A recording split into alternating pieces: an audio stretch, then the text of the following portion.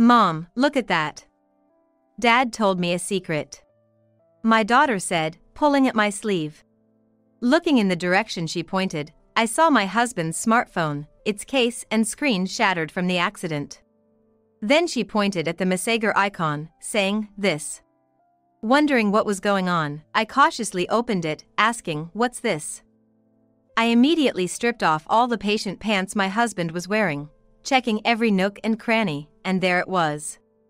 I couldn't help but cover my mouth with my hand. My name is Heather.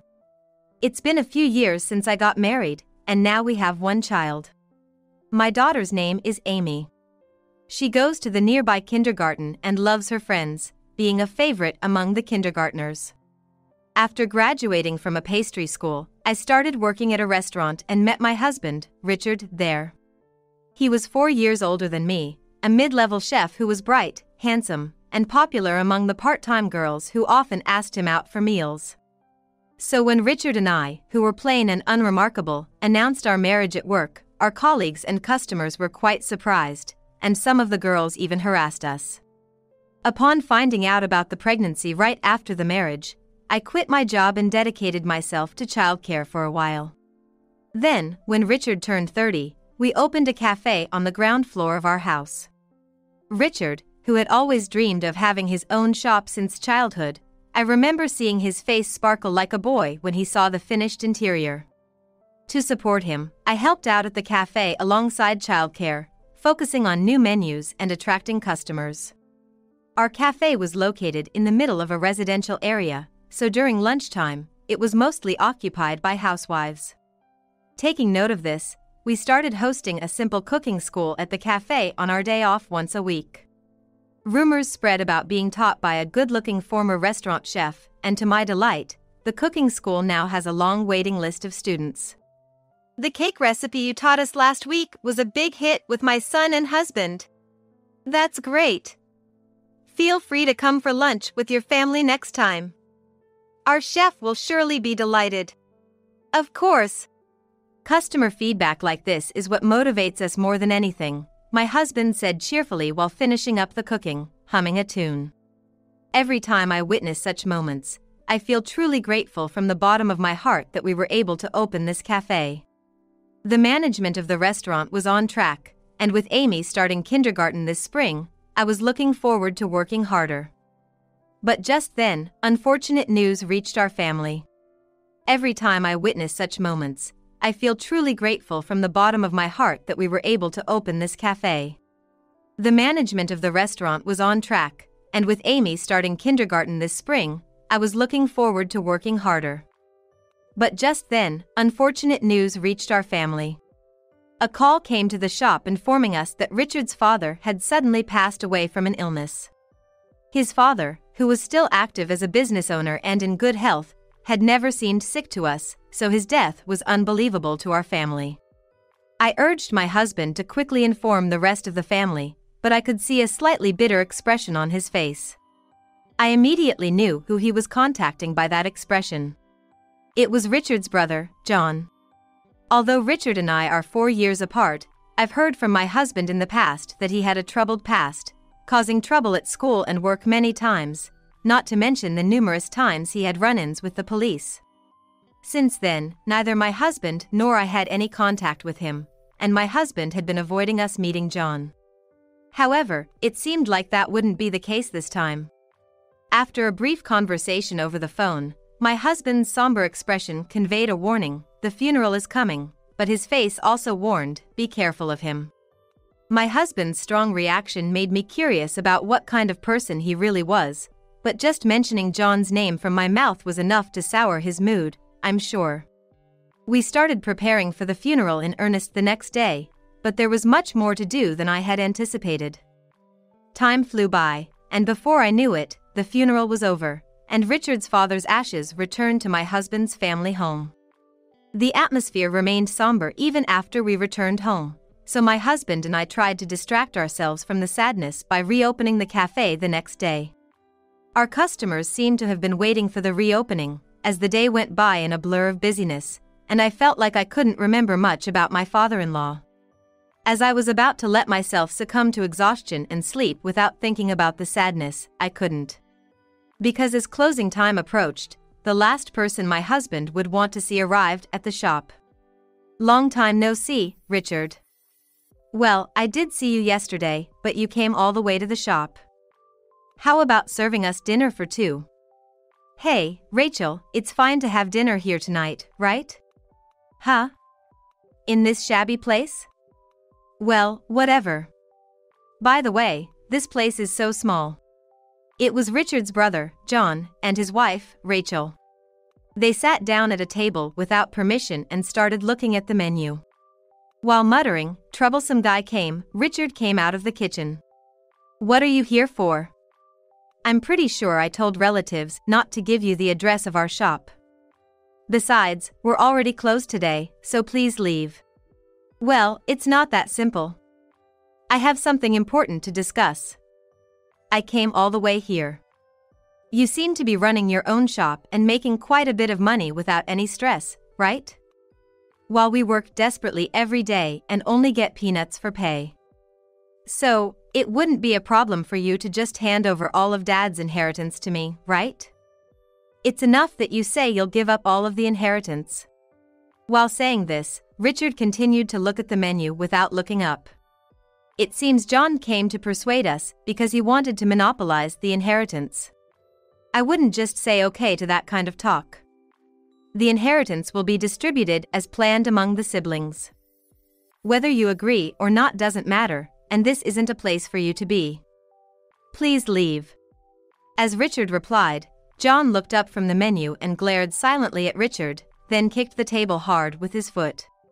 I was surprised by the sudden action, as the wooden table crashed loudly onto the floor, menus and decorations scattering around. Richard, can't you just listen to what I, your brother, have to say? You've been disowned by Dad once. You're no longer my brother. You're a stranger. Despite John appearing to be at the peak of anger, Richard remained calm, not changing his expression. I see. I understand your position well. However, you'll regret defying me. Turning red with anger, John grabbed Richard's collar. After saying this, he and Rachel left the shop. The floor looked scattered as if a storm had passed, and the shop fell into silence. The only relief was that Amy was already asleep in her room and wasn't involved in the commotion. But the real storm began the next day. The next morning, when I went out to open the shop, I found large graffiti sprayed on the shutters. What's this? It's terrible. Insults like terrible food or never coming again were written in red letters, standing out. I immediately reported it to my husband and tried to clean the graffiti, but soap and water alone couldn't remove it. Reluctantly, we contacted a professional cleaner to have it cleaned. Furthermore, during the day, we were asked by customers, with quite anxious faces, "Hey, I want to confirm something. Is it true that you use expired ingredients in this shop?" This happened several times. When I asked them for more details, it seemed that someone had posted on the internet that they had stomach pains after eating our food, or that the food smelled rotten when they ate it. I heard that there had been an increase in the number of word-of-mouth reviews on the internet, which stated things like, "I had stomach pains after eating our food." I was concerned because there had been a large increase in the number of word-of-mouth reviews on the internet. Panicked, I explained that we never serve dishes that endanger customers' safety and that there had been an increase in prank reviews on the internet lately. However, all the customers seemed to remain suspicious. If there really were cases of food poisoning, it would be a big problem, but so far, there had been no reports of such patients from the health department. I was convinced that it was the work of those two. The harassment continued to escalate, with silent calls, negative posts on social media, and even spreading rumors deliberately tarnishing our reputation in front of the shop. Although the number of customers gradually decreased, regulars and acquaintances who knew us well increased their visits to the shop, bringing along friends, showing their support. For my husband and me, it was deeply appreciated and heartwarming. However, no matter how much they supported us, the harassment didn't stop. If the harassment was directed only at me and Richard, we could endure it. But if it turned against Amy, it would be irreversible. Once I started thinking that way, I couldn't sleep at night out of fear, and I couldn't focus even when Amy was at kindergarten, and my husband seemed to be in the same state. After discussing with Richard, we decided to give a portion of the property to John and Rachel before the harassment got worse and Amy was put in danger. One day, I went to the usual market in the morning for shopping. I thought there would be few customers on a weekday, but I felt a strange unease as I hurried back to the shop to make it in time for opening hours. Despite the opening time being near, the shutters remained closed. Feeling odd, I went around to the back door and entered the shop, but the room was eerily quiet, and Richard was nowhere to be seen. "Mommy!" I heard Amy's voice from the back of the shop, so I quickly put down my things and headed towards the direction of the voice. "Amy! What are you doing in such a dark place? Weren't you supposed to go to kindergarten with Daddy?" Amy shook her head anxiously. "No, you see, Mommy, I dressed myself, but Daddy went outside. So, I waited here." Feeling sorry for how long she must have been alone in the shop, I instinctively hugged her tightly. "I see. You did a great job waiting alone. By the way, why did Daddy go outside?" Daddy and Uncle John and Aunt Rachel were here, and they all went out to play, leaving me behind." The names that came out of Amy's mouth made my eyes widen. My heartbeat accelerated, and a vague sense of unease swelled within me. "I'm sorry, honey." I sat Amy down on a chair and hurriedly took out my phone to call Richard. But he didn't answer the phone at all. I tried calling again after hanging up once, but it was still no good. They were taken away by those people over the inheritance issue. Then how should I go about finding them? With John's violent and volatile nature, involving the rough and tough police would be risky. What if he does something to my husband? Should I contact the police just in case?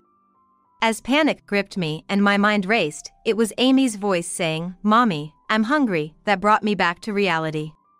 I had left breakfast to Richard, thinking I'd be back from shopping in time, but it seems he left before feeding Amy. "There's no way we can open the shop today." After temporarily closing the shop with a sign outside, I returned home to prepare breakfast for Amy. As I sat at the table to eat with her, I glanced at the clock and saw that it was nearly noon. Just as I was about to check my phone for any missed calls from Richard, an unknown number called. "Hello. Who is this?" "Hello. I'm with the paramedics. Are you Richard's wife by any chance?" The word paramedic sent a chill down my spine, and the unpleasant thought I had just imagined resurfaced in my mind. While clutching my smartphone tightly, I quietly listened to the person speaking. After the conversation ended, I quickly took Amy and left the house. My hand holding Amy's was visibly shaking. According to the paramedic, Richard had darted into the street and collided with a truck. He had suffered severe injuries and was currently being transported to the hospital by ambulance. With my head in a panic, I drove to the hospital, desperately trying to calm myself with the thought that Amy was in the car. Upon arriving at the hospital, I rushed to find Richard, but a nurse informed me he's in critical condition and undergoing emergency surgery. No time for details. Amy and I were left waiting, and I stared intently at the operating room light. I'm not sure how much time passed, but I noticed Amy had fallen asleep using my lap as a pillow. From the window at the end of the hallway, I could see the evening sky tinged with red. My hands, still shaking since noon, gently stroked Amy's head, making a soothing sound. Then the light went out, and the doctors and nurses emerged. "Are you his wife?" "Yes, that's me." "How is Richard, my husband?" "Please be assured, your husband has pulled through. However, he has not regained consciousness yet. It all depends on his physical strength and vitality now." "Oh no!" Richard was moved to the ICU, and I sat beside him, staring at his face, showing no signs of awakening. Feeling drained and overwhelmed by anxiety about the future. I wondered what would happen if Richard never regained consciousness. No, I couldn't afford to think like that. I gripped my husband's hand, trying to dispel the anxiety and praying for his safety. Then I noticed Amy tugging at the sleeve of my shirt. "What's wrong, Amy? Are you tired?" Shaking her head, she pointed at Richard's smartphone with a cracked screen and case. "Look at this. Dad said it's a secret from Uncle John and the others." Then she pointed to the Line app icon, saying, "This one." Suspicious, I hesitantly opened it. I saw a barrage of messages that seemed like threats sent from John, now called John, to Richard.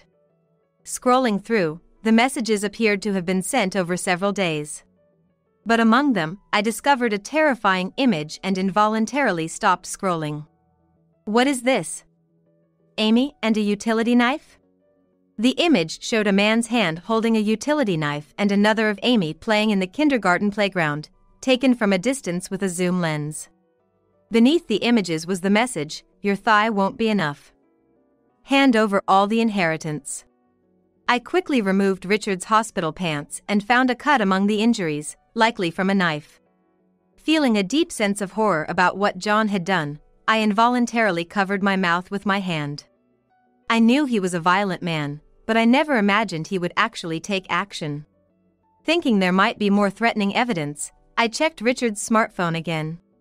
As I suspected, there were messages left in other apps, including a recording of this morning's conversation between Richard and John. I needed to confirm what happened at the store.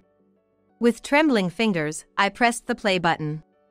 The content was indeed from this morning, but it was so horrifying that my face turned pale, and I accidentally dropped Richard's smartphone due to my trembling fingers. As I sat in the chair, dumbfounded, John and his wife entered the hospital room. Instead of showing concern for Richard's condition, John blurted out, "Given his condition, he's got a few days left at most. Have you contacted the funeral home yet? When is it going to be? We're busy, so you better hurry up and decide. Wow, he's a goner for sure. My condolences." While they casually asked me, I was seething with anger at John and his wife. Clenching my fist, I glared at John. What's with that look? What do you think we did, huh? What did you do, you ask? Just stop showing your rotten nature. John, he left all the evidence to tell me what you two did. I blurted this out and played the earlier conversation from Richard's smartphone again. The recording started with John and his wife coming to the store while I was out shopping. "You two again.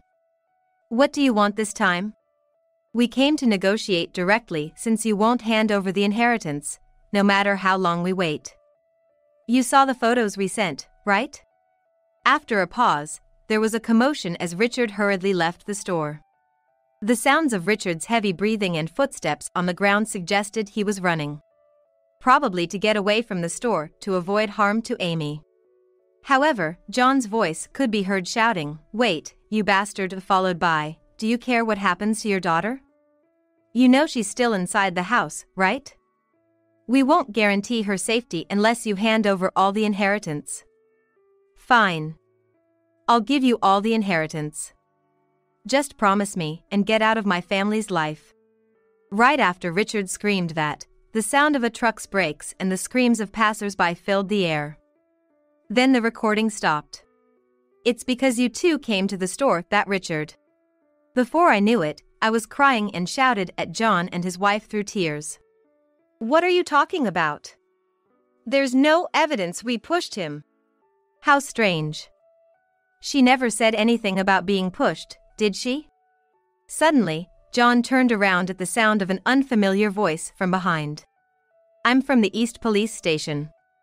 We received a report of an attempted murder, so I came immediately." The detective introduced himself while showing his badge. Unprepared for the police's arrival, John and his wife froze, their expressions turning pale. Indeed, after listening to the recording, I had immediately contacted the police. "Are you the one who called, Heather?" "Yes, that's me. Thank you for coming all the way to the hospital." Hearing this, John and his wife muttered "you jerk" under their breath and glared at me with bloodshot eyes. They wanted to hear more details, so I explained everything meticulously, showing the evidence I had collected from the past harassment to today's incident. While I was explaining, another detective arrived and handed over a laptop, saying, "Here's the surveillance footage. Please check it." The detective who was listening to me checked the footage, which was indeed from the scene of today's incident. Fast forwarding to the time of the incident, Richard, followed by John and his wife, appeared. It seemed like there was a commotion, and it looked like John's wife pushed Richard. "By the looks of it, you two are wearing the same clothes in this footage, so it's definitely you two, isn't it?" Though it was clear they were the ones in the footage, John and his wife remained silent, unwilling to admit it. Then, Rachel, who had turned pale since the police arrived, spoke up. "No, that's wrong. I didn't push him, I just reached out because he was staggering." She hysterically raised her voice, trying to make excuses, but the police presented more evidence. The detective switched to a different footage, this time showing a truck's dashcam. In the video, Richard appeared on the left side of the screen, and she was seen forcefully pushing Richard's back, causing him to tumble in front of the truck. After seeing this footage, do you still claim you just reached out to him? What do you say? Unable to make any more excuses, Rachel collapsed to the floor. At that moment, miraculously, Richard woke up. "Richard, are you okay? I'll call the nurse right away." Awakening, Richard started to move his mouth as if trying to say something. "Let me explain." "Richard, you can talk? Take your time, it's okay." Hearing my words, Richard slowly nodded and began to reveal the truth about this morning's events. After rushing out of the store, he was quickly caught up by John and Rachel. He disclosed how they had threatened him. He also revealed that John grabbed Richard, who was not responding to his demands, and that during the struggle, Rachel pushed him as hard as she could. "Don't bullshit us. We don't know anything." John, denying the truth that Richard had told, began to act out and tried to resist when a detective attempted to restrain him, eventually hitting the detective in the face. His assault led to an arrest for obstructing law enforcement, as John was subdued and arrested by several detectives. Rachel, too, kept screaming, "It wasn't me. I just reached out to help," but was eventually handcuffed and taken away. Having witnessed everything, I suddenly felt all strength leave my body and slumped into the chair. "Richard, why did you keep quiet about being slashed?" "I didn't want to worry you, Heather, since the harassment continued and you were always there for the cafe and me." "I'm sorry," Richard said, looking remorseful, and I was left speechless. Later, the police revealed that the motive behind John and Rachel's actions was indeed to target our family's wealth, resulting in their disinheritance. John, even after being disowned, had not held a steady job and had been lavishing money on a hostess at a familiar club, accumulating debt, while Rachel indulged in luxury goods with the borrowed money. Eventually, they resorted to loan sharks and were chased by debt collectors, growing tired of such a life when they heard of the father's death. Their share of the inheritance would only cover their debts, leading them back into a cycle of borrowing. That's when they targeted our wealth, thinking they could use Amy as leverage to make us comply with their demands. They forced Richard to promise the inheritance, but believed that if Richard himself were gone, they could get all of the wealth unconditionally. Due to the egregiousness of their harassment and motive, John and Rachel received a prison sentence and would be incarcerated for several years. Weeks after the incident, my husband's injuries finally healed, and we were able to reopen the cafe. Amy could safely attend kindergarten again, and I believed our family could continue to live peacefully. Yet I carried an unsettling feeling since the day Richard was brought to the hospital and I had to remove his pants to check his thigh wound. However, I couldn't pinpoint the source of this unease and felt troubled. One night, Richard went out to celebrate his recovery with friends and came home drunk late at night. He fell asleep on the sofa, and as I thought it must have been fun after a long time and started to change him into his pajamas, I realized what had been bothering me. My husband's leg hair, which had always been there, was completely gone, leaving his legs as smooth as a woman's. While it's true that the trend of beauty-conscious men has grown, Richard was never the type to engage in such grooming. He kept himself clean because he worked in the kitchen, so why would he suddenly go for hair removal? Suspicious, I consulted with a friend knowledgeable about such trends on the same day.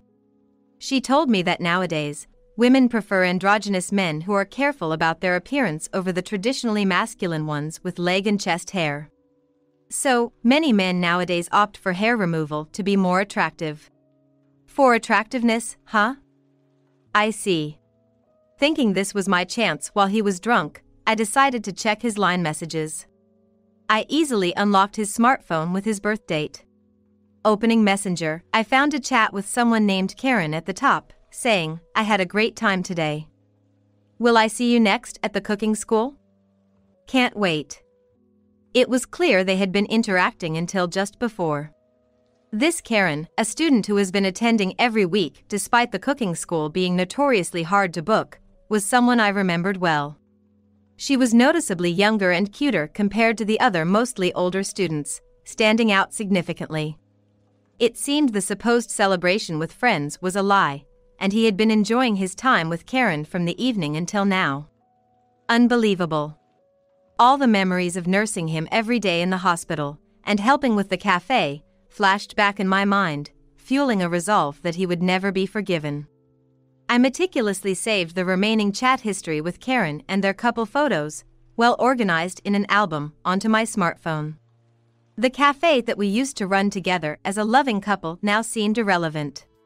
Strangely, all the emotions of supporting each other through life with my husband were turning into nothingness. Preparing for my revenge against my husband's betrayal, I meticulously planned for days without missing a detail. Then, on the day of the cooking school, where I had gathered ample material for retaliation, an unsuspecting Karen arrived smiling and greeting the other students. "Hello," she greeted me cheerfully, her face seemingly smug with triumph.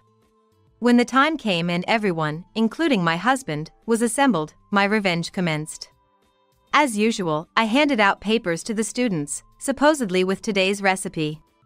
"Today's recipe uses familiar ingredients," I said while replacing the handouts with the exchanges and photos of my husband and Karen, and distributed them to everyone, including them.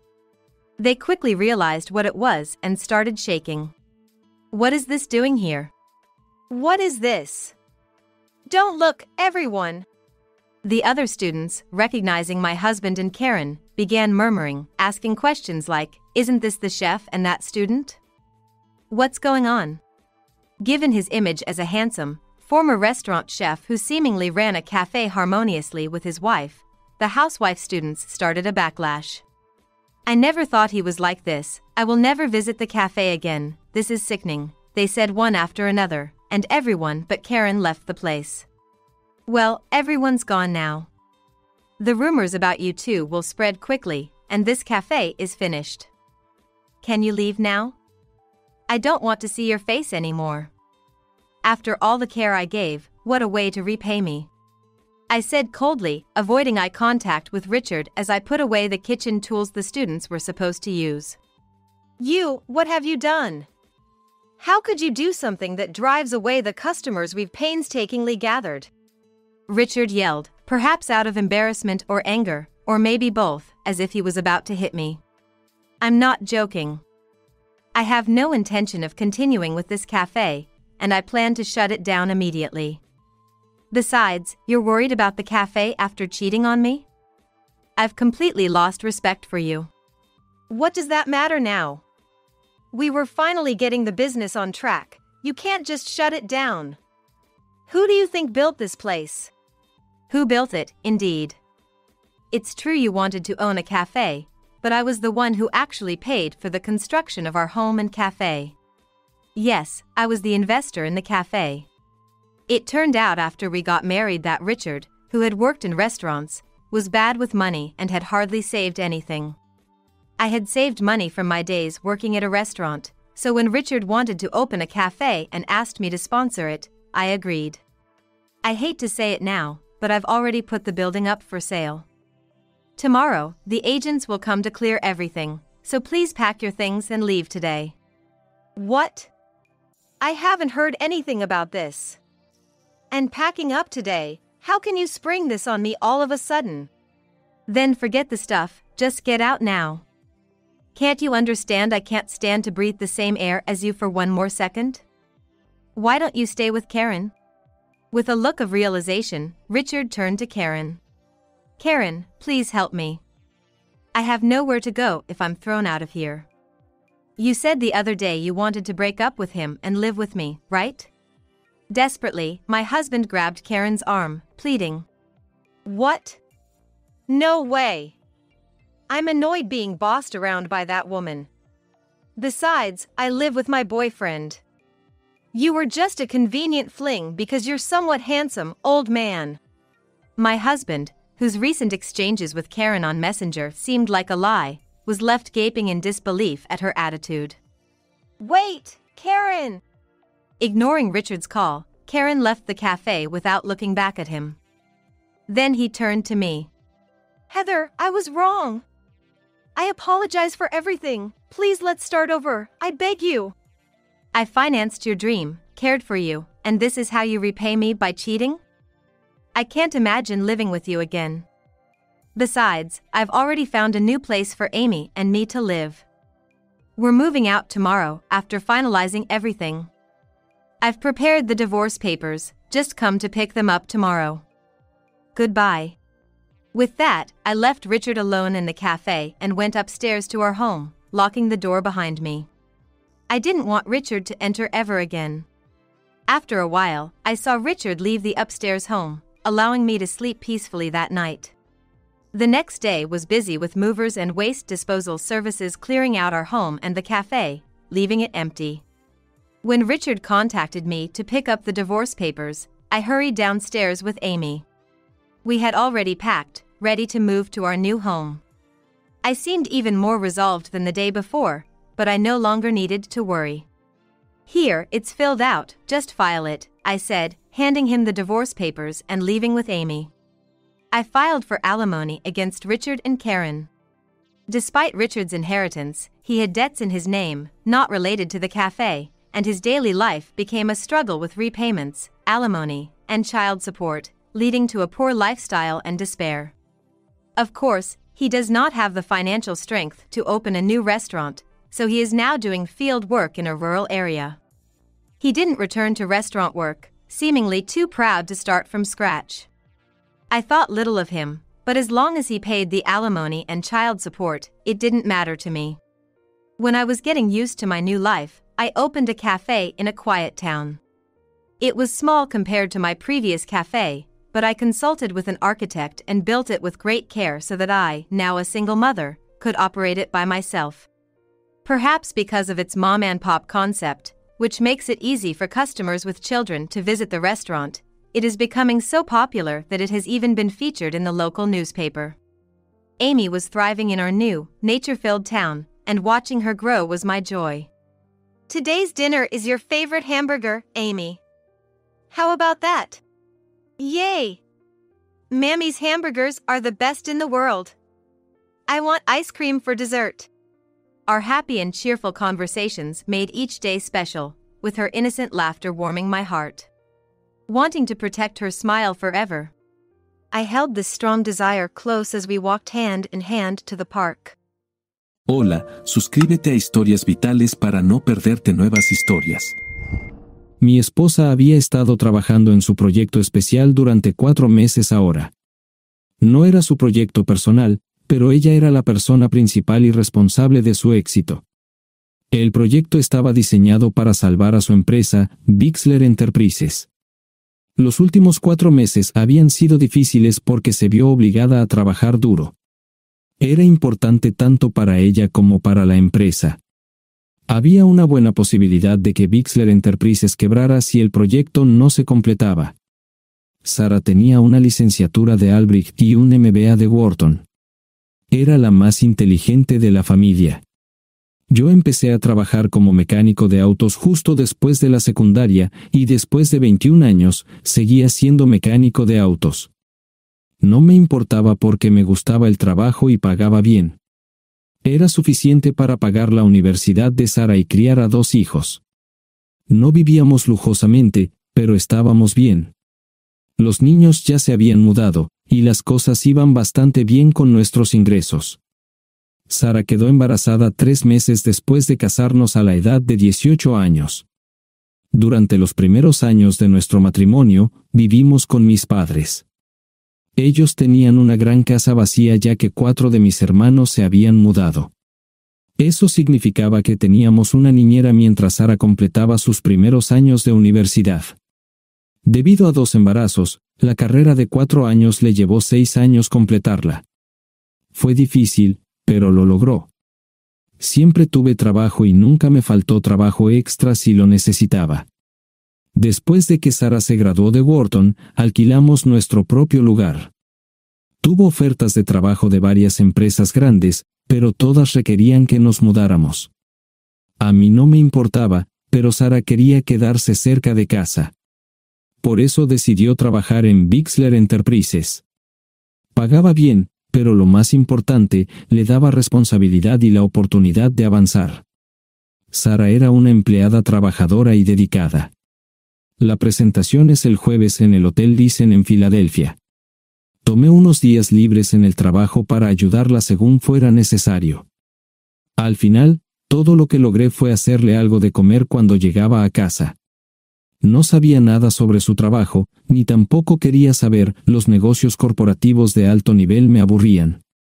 Empresarios de Europa, Asia y América del Sur venían aquí, la empresa pagaba sus boletos de avión y proporcionaba habitaciones en el Hotel Dicen mientras estaban aquí.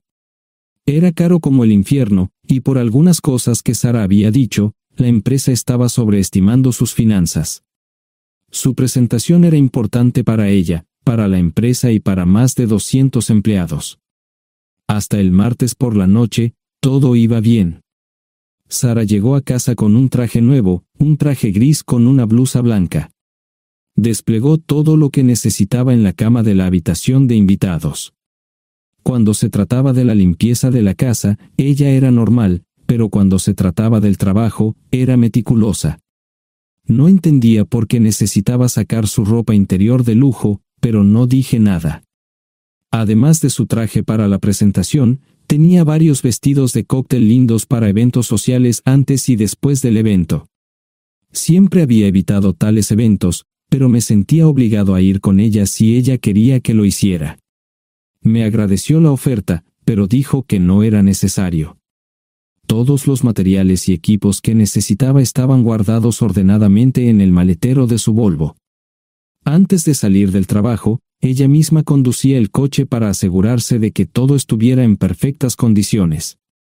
Tenía todo el día miércoles para prepararse y toda la noche del miércoles para socializar con sus invitados. Sara era tan buena en lo que hacía que sentía que habría sido mejor si simplemente me hubiera mantenido alejado de ella.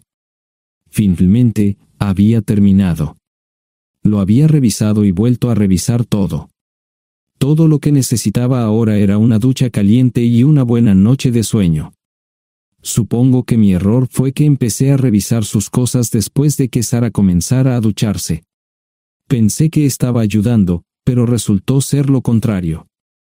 Estaba moviendo cosas en la cama cuando un pequeño sobre blanco cayó del bolsillo lateral de su bolso de maquillaje. Una carta de una farmacia, pero no del tipo que solemos usar. Dentro había 10 pastillas. No tenía idea de qué era, Pren, y las instrucciones eran confusas. Si es necesario, tomar una pastilla y luego una segunda pastilla 12 horas después. Pensé que podría ser algo que ella había conseguido para la ansiedad o los nervios, pero las instrucciones no tenían sentido. La receta estaba escrita a su nombre el lunes. Volví a poner el sobre en su lugar mientras ella terminaba de ducharse. Decidí que quería saber más sobre Pren antes de contarle sobre ello. Por supuesto, si lo mencionaba, significaría que estaba revisando sus cosas. Odio los dilemas. Mientras Sara se preparaba para dormir, fui a nuestro ordenador doméstico y busqué.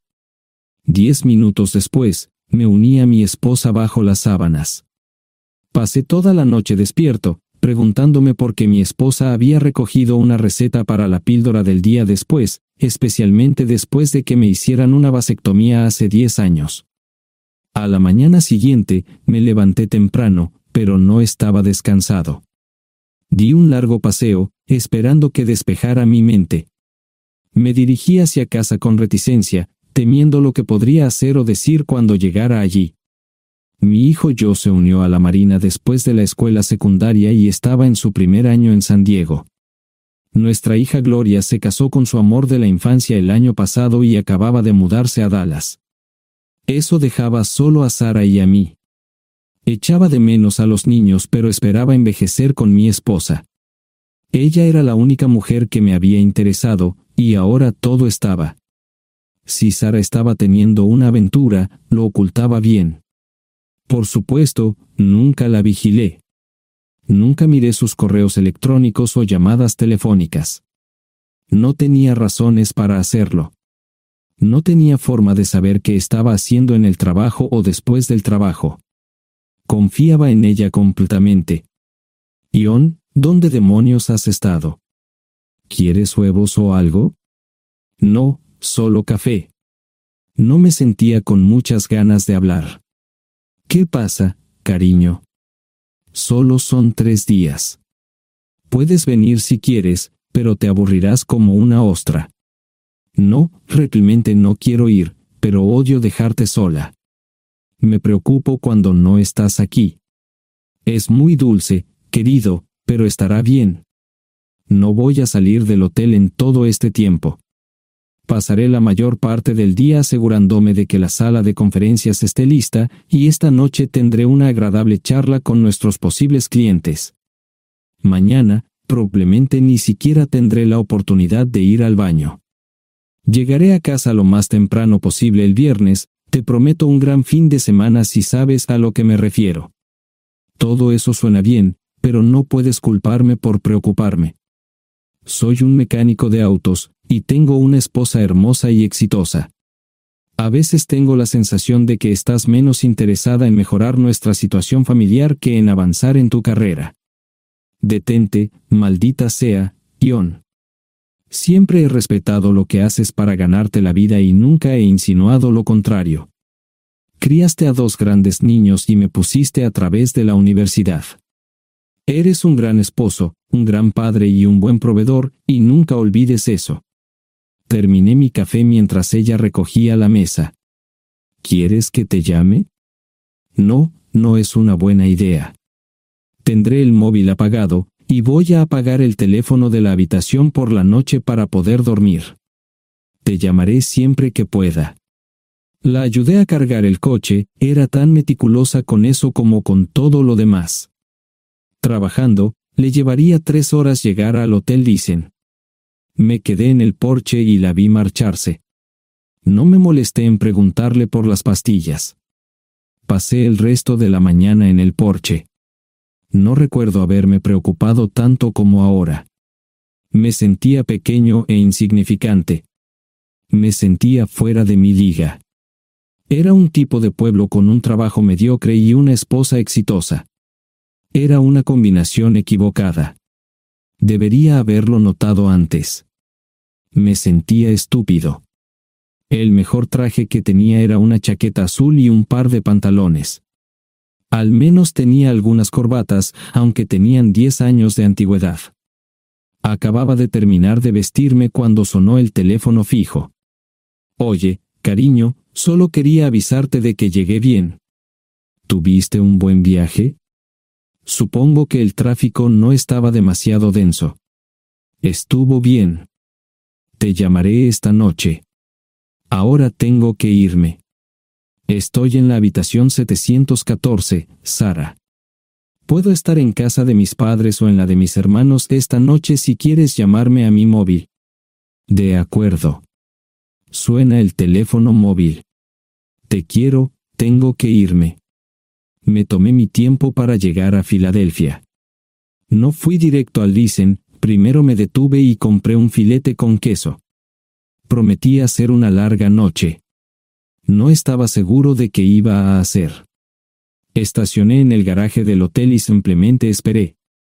Tarde o temprano, tenía que entrar en el hotel. Simplemente no podía decidir cuándo hacerlo. El sonido de mi teléfono celular me ayudó a tomar mi decisión. Ion, solo quería avisarte de que todo se ha arreglado. Ahora voy a bajar para encontrarme con algunas personas y cenar. No olvidaste nada, ¿verdad? No, todo está bien. Tengo todo en mi habitación para mañana. ¿Necesitas algo? No, Ion, relájate. Voy a apagar mi teléfono. Te llamaré mañana por la mañana. ¿De acuerdo? Ríe, diviértete. No es divertido, Ion, es trabajo. No parecía estar demasiado fuera de lugar. El vestíbulo, el restaurante y las salas de conferencias estaban llenos de gente, así que pude pasar desapercibido. Había un folleto pequeño y bonito que mostraba el diseño de todas las habitaciones del hotel. Me paseé por las diferentes habitaciones y me detuve en las paredes, mirando alrededor entre la multitud. No tenía ni idea de qué haría si Sara me veía. Lo averiguaría si y cuando eso sucediera.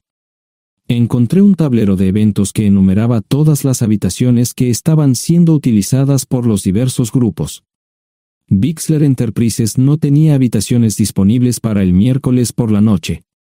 Esto me pareció interesante. Sara había dicho que no iba a salir del hotel, pero ahora no estaba tan seguro de eso.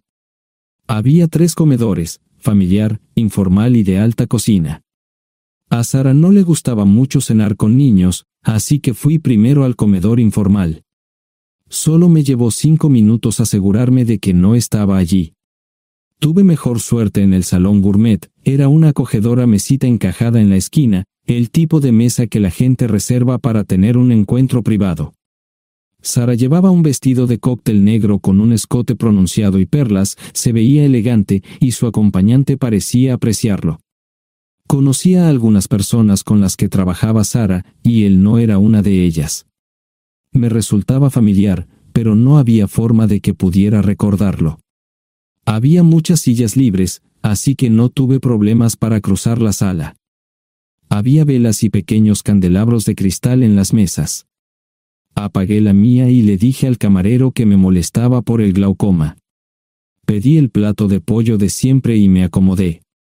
El camarero me sirvió el café por tercera vez. Disculpe, el tipo en la mesa de enfrente me parece muy familiar. ¿Sabes quién es? Sí, ese es Malcolm Eugene Foote. Es miembro del Consejo Municipal, se espera que se postule para el Congreso en los próximos años. ¿Es esa su esposa con él? Es muy bonita. No, esta es la primera vez que la veo.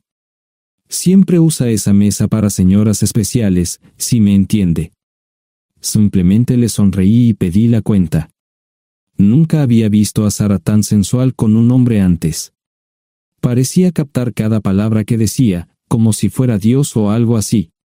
No estaban haciendo nada inapropiado, pero tampoco era platónico ni profesional. Cuando me fui, estaban terminando su segunda botella de vino. Ahora entendía por qué se había llevado su lencería elegante. Me acomodé en una esquina del vestíbulo para que no me vieran. 10 minutos después, salieron del restaurante. Ella le tomaba la mano mientras caminaban por el vestíbulo hacia el ascensor. Observé cuidadosamente los indicadores de piso. Que el ascensor se detuviera en el tercer piso era una buena señal, significaba que no lo había llevado a su habitación. Era una mala señal cuando el ascensor no llegaba al 7º piso, significaba que ella fue a su habitación. Por si acaso me equivocaba en algo, me senté en el vestíbulo y observé el ascensor durante 1 hora.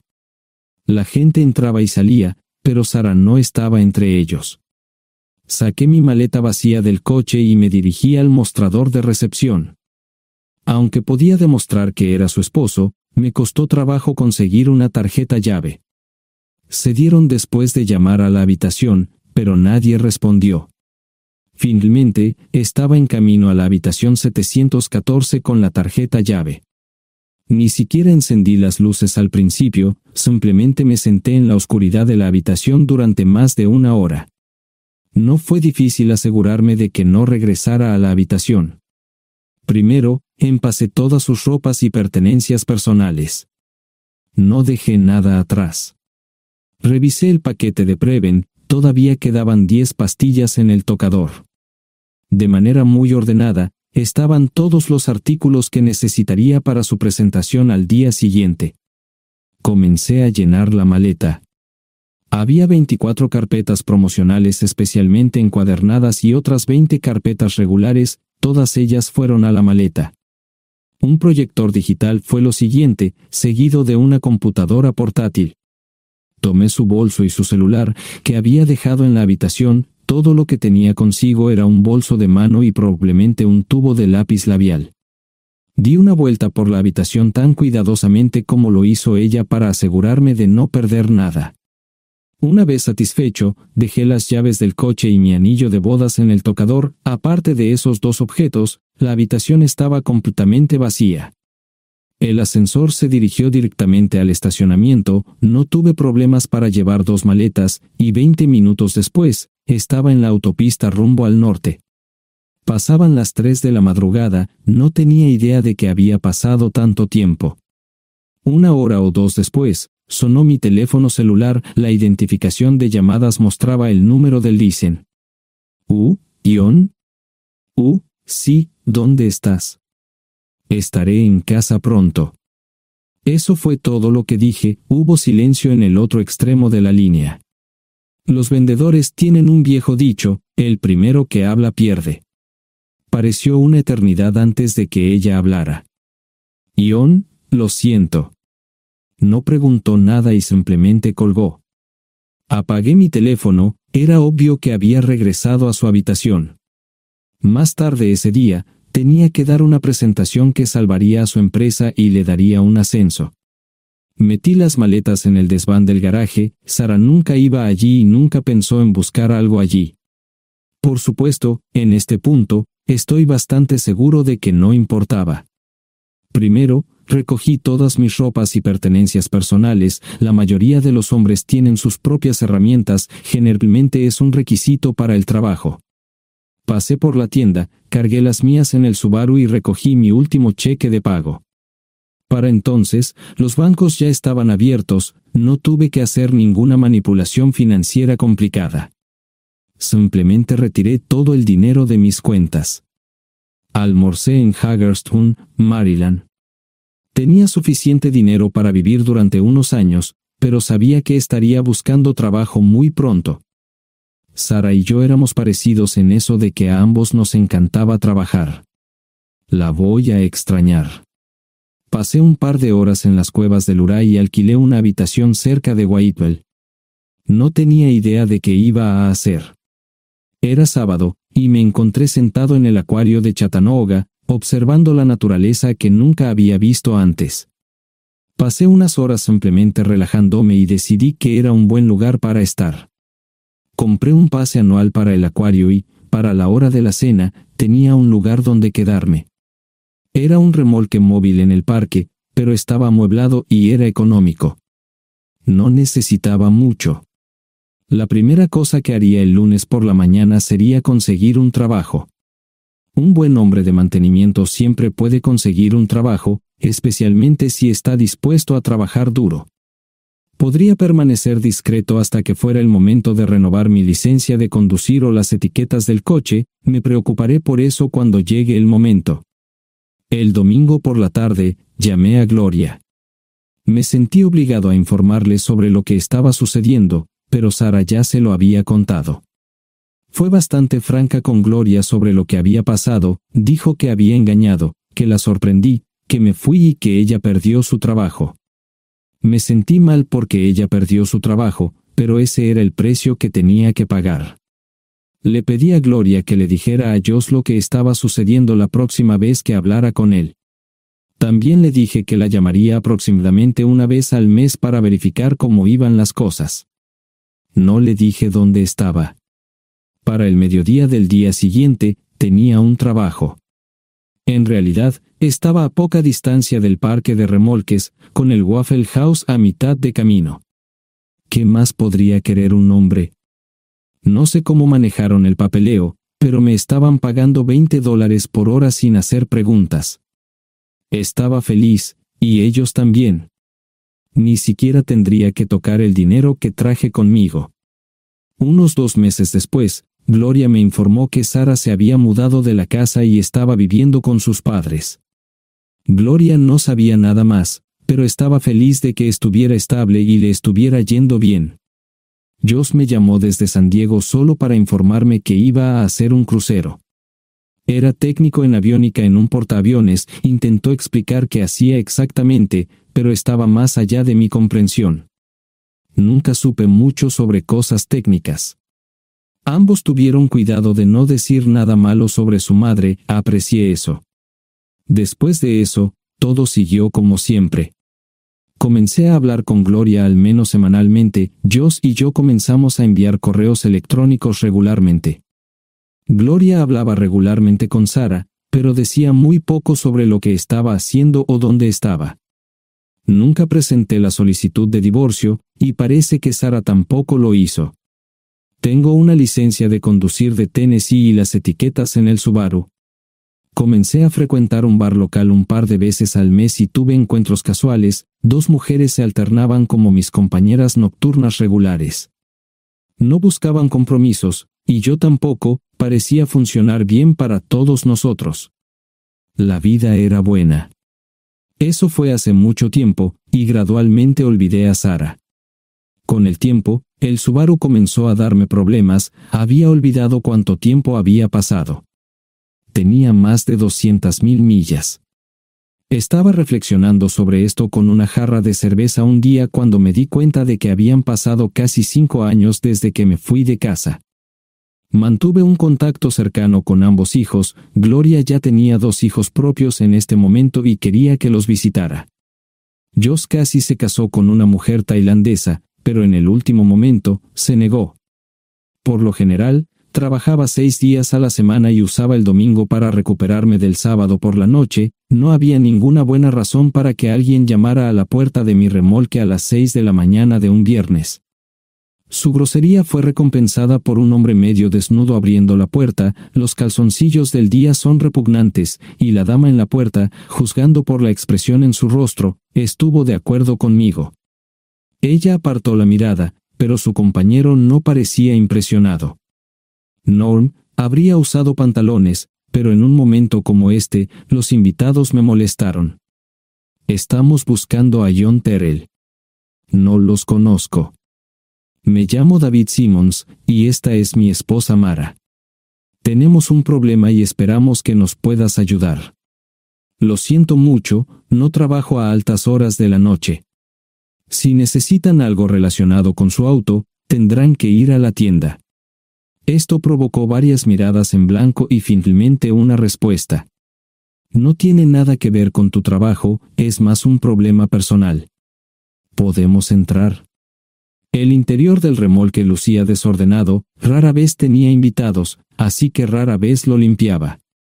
Incluso mis novias insistían en que fuéramos a su lugar.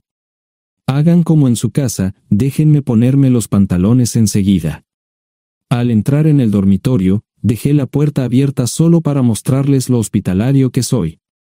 También me puse una camisa. ¿Les gustaría tomar café? Solo tomará unos 10 minutos. Aparté algunas cosas del sofá para que pudieran sentarse, no hubo respuesta a la pregunta del café. Tenemos una hija adoptiva de 4 años y otra de 2 que necesita un trasplante de médula ósea, y esperamos que nos puedas ayudar. Estamos dispuestos a pagarte si es necesario. ¿Con mi médula ósea? No, queremos usarla y estamos dispuestos a compensarte por cualquier inconveniente. Creo que quieren comprarla. Estaba actuando como un listillo, y de repente me di cuenta de ello. Estas personas eran serias, tenían un problema real y estaban buscando ayuda. Lo siento mucho, no quise interrumpir. Por favor, continúen. Nuestra mejor oportunidad de encontrar un donante es un familiar cercano. Eres nuestra mejor esperanza. Mira esto. No quiero ser un grosero, pero creo que se equivocaron de persona. ¿Cuándo nació su hija? Cumplirá 5 años en julio. Marcia Simmons habló por primera vez, y sonó sincera. Odio ser el portador de malas noticias, pero me hice una vasectomía hace 15 años. No hay forma de que pueda ser su padre. ¿Por qué tu nombre estaba en el certificado de nacimiento? No puedo responder eso, tal vez deberían preguntarle a su madre. Esa afirmación fue recibida con silencio. Sentí pena por estas personas, pero no sabía cómo ayudarles. ¿Cuál es el nombre de la madre? Sarah Lise Terrell. No encontraba las palabras. Tal vez no debería haber tomado esas malditas pastillas de ella, por supuesto, entonces esas personas no tendrían una hija en absoluto. Todo lo que pensaba que había superado el dolor, y aquí está de nuevo, viejos recuerdos de mi esposa teniendo relaciones sexuales con ese maldito político de Filadelfia. Estaba empezando a olvidarlo todo, y ahora estaba de vuelta. Maldita sea. Ahora entiendo y pido disculpas por mi grosería e insensibilidad. Haré todo lo que esté en mi poder para ayudarles. En primer lugar, porque no puede Sara hacerse un trasplante de médula ósea. Médicamente, no puede. ¿Por qué no? Es madre, tiene que ser una donante adecuada. Ella es una donante adecuada, pero está demasiado enferma. Los médicos se negaron siquiera a considerar utilizarla. ¿Enferma de qué? Está muriendo de insuficiencia hepática. Le quedan menos de 6 meses de vida. Esto no tiene sentido. Siempre ha estado perfectamente sana. Además, no creo que un hígado enfermo le impida donar médula ósea. El hospital no aceptará su firma en el formulario de consentimiento. ¿Estás diciendo que hay algo mal en su cabeza? Ambos me miraron en silencio, sabían la respuesta, pero no querían decirlo. En ese momento, no quería que se sintieran aún más incómodos. Hace 10 minutos, no me importaban, pero ahora sentía que tenía que protegerlos y ayudarlos. ¿Cómo sucedió esto? ¿Podría alguno de mis hijos ayudar? Quizás, pero pensamos que eras nuestra mejor esperanza. ¿Por qué no van tras su padre, su verdadero padre? Pensamos que eras tú. No tenemos ni idea de quién más podría ser. Sara no nos dijo nada sobre otro posible padre. De hecho, ella no estaba en condiciones de explicar nada, agregó Mara. Obtuvimos la mayoría de nuestra información de la agencia de adopción. Tuve que preparar café y hacer pis, permítanme un momento. Dejé a mis invitados sentados mientras preparaba el café. Solo tomó unos minutos. Mientras se preparaba, fui al baño, algo que necesitaba hacer urgentemente. Traté de ser discreto, ya había avergonzado lo suficiente a Mara. ¿Dónde viven? En Westchester, Pensilvania. Les haré una oferta. Si les digo quién es el verdadero padre de su hija, deben prometerme que lo perseguirán sin descanso hasta obtener lo que desean. ¿De qué estás hablando? El padre de su hija es un político prominente en Pensilvania. Por supuesto, negará todo y probablemente les proporcionará documentos legales para detener sus esfuerzos. Si acuerdan presionar lo suficiente para que él admita que la niña es suya, podrán avergonzarlo y obligarlo a hacerse un trasplante de médula ósea. Eso es lo que quieren, ¿verdad? Sí, claro, pero ¿cómo hacemos eso? No lo sé. Soy mecánico. Trabajo con metal para ganarme la vida. Creo que la mejor manera sería utilizar la televisión, la radio y los periódicos. Los políticos harán cualquier cosa para evitar una mala publicidad. ¿Tienen amigos que puedan ayudar? Bueno, ahora ambos estaban sonriendo. Debo haber dicho algo que les dio esperanza. Creo que podemos hacer esto. ¿Quién demonios es él? Malcolm Eugene Foote. Se postula para el Senado de los Estados Unidos. Apuesto a que hará cualquier cosa para evitar una mala publicidad. El café estaba listo, pero David y Marshall no podían esperar para llegar a casa. Antes de irse, les dije cómo ponerse en contacto con Gloria y Josh en caso de que los necesitaran. Estaba seguro de que ayudarían. También les pedí que me dijeran dónde estaba Sara. Probablemente estaría en Pensacola antes de que ellos regresaran a Westchester. Me corté el pelo y compré una camisa nueva. Sara era una tramposa que arruinó mi vida, pero aún así quería lucir bien cuando la viera. Era otro remolque, pero esta vez era un bonito doble nuevo. Allí estaba su Volvo con una llanta desinflada y un parabrisas roto. La mujer que abrió la puerta no era Sara, parecía que la habían empapado fuerte y la habían dejado empapada. Tenía al menos 45, tal vez 50, y debió haber tenido una vida difícil. La falta de maquillaje no ayudaba, y simplemente se veía horrible. No tuve la oportunidad de abrir la boca. Caray, si no es John Terrell. Nunca esperé verte aquí. Tuve que usar la vieja línea, me estás poniendo en desventaja. Serry Hart. Pasa, entra. ¿Quieres una cerveza? No, pero gracias. Estoy aquí para ver a Sara. Serry cruzó la habitación y se detuvo en el buffet del comedor. Aquí está, John. Mírala todo lo que quieras.